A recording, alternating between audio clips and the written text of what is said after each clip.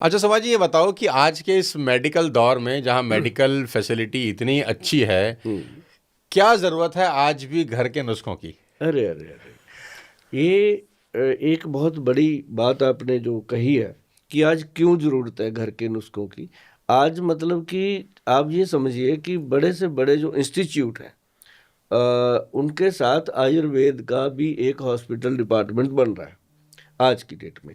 तो जो घरेलू नुस्खे हैं वो तो जन्म जन्मांतर से चले आ रहे हैं, उनको तो कोई मना ही नहीं कर सकता। अब जैसे मान लो किसी को कट लग गया, हाथ पे ब्लड आने लग गया अब घर में गृहिणियों को अक्सर चाकू चुकू लगता रहता है, सब्जी काटते कुछ भी काटते कुछ। तो उसी समय आप लोगों को मैं हमेशा बोलता हूँ, हमारे जो पंजाब के लोग हैं वो तो मेरे ये नुस्खे घर में उनके रसोई घर में मिलेंगे ही मिलेंगे। और वो क्या है कि हल्दी और फटकड़ी, नॉर्मल जो फटकड़ी है उसका पाउडर बना लो घर पे रखो, और हल्दी का। किसी को कहीं भी कट लगे, कितना बड़ा ही कट क्यों ना लग जाए, चाहे वो तलवार का कट भी हो, उसको भी अगर उसको भर देंगे उसके अंदर 2 मिनट के लिए, थोड़ी वो जलेगी लड़ेगी, लेकिन 15-20 मिनट में वो बड़े से बड़ा ब्लड का फ्लो है वो रुक जाता है। और वो एंटीसेप्टिक और एंटीबायोटिक का काम करता है, तुरंत वो उसको ठीक करने में मदद करता है। तो घर के नुस्खे आज भी उतने ही रेलिवेंट हैं जितने पहले होते थे? बिल्कुल उतने ही लोग है। आज भी बिलीव करते हैं कि घर के नुस्खों पे हम एतबार करें, क्योंकि कहते हैं बड़ा स्लो धीरे धीरे होता है, इतने में तो आदमी की तबीयत बहुत ख़राब हो जाती है, सीधा भागता है डॉक्टर के पास। देखो, ये एक डिपेंडेंसी हो गई है लोगों की कि अब एलोपैथिक का जो सिस्टम है वो है कि तुरंत इंजेक्शन लगाओ, आदमी को भगाओ, और गोली खिलाओ, काम पे भेज दो। तो लेकिन जो आयुर्वेद है ये क्या करता है, आयुर्वेद एक जीने की कला है। सबसे बड़ी बात है जो घरेलू नुस्खे हैं। अब देखो, भगवान की तरफ अगर आप थोड़ा सा देखो, कि आपने कभी देखा है कि सेब के पेड़ को संतरे लगे हों? आपने कभी देखा है कि जामुन के पेड़ को सहतूत लगे हों?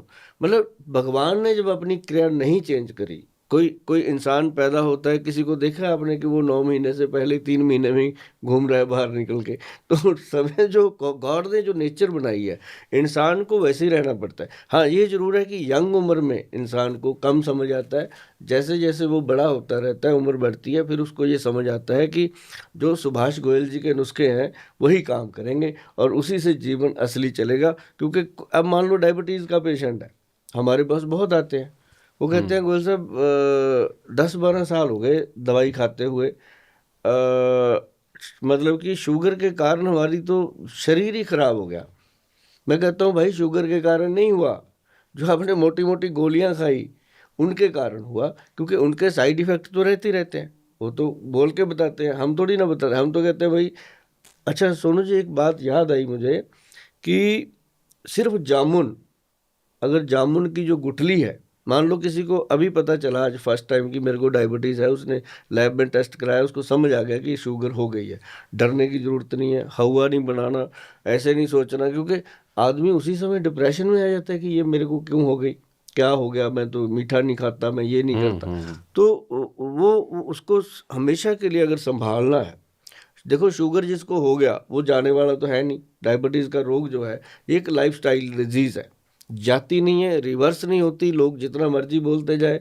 मैं तो अपने बहुत सारे पॉडकास्ट में बोला कि अगर कोई भी वैद्य या कोई डॉक्टर आपको कहता है कि मेरे से दवाई लो या मैं ट्रीट कर दूंगा और शुगर जड़ से खत्म हो जाएगा, तो मैं कहता हूँ भाई वहां से फोन कान को लगाओ, धीरे धीरे सरक के आ जाओ।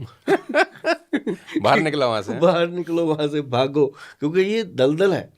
तो दूसरा, उसके लिए सबसे बड़ा फायदेमंद चीज होती है जैसे मेथी का दाना। देखो कितनी छोटी सी चीज बता रहा हूँ। मेथी दाना जो मोटे वाला होता है, एक बारीक होती है कसूरी मेथी, दो होती है। हम्म। जो बारीक मेथी है, सोनू जी गौर करने की बात है, लोगों को मेथी पता है, बारीक और मोटी भी पता है, लेकिन ये नहीं पता कि किस मौसम में कौन सी खानी है। अब भगवान ने दो क्यों बनाई है, वो एक ही बना देते, है ना?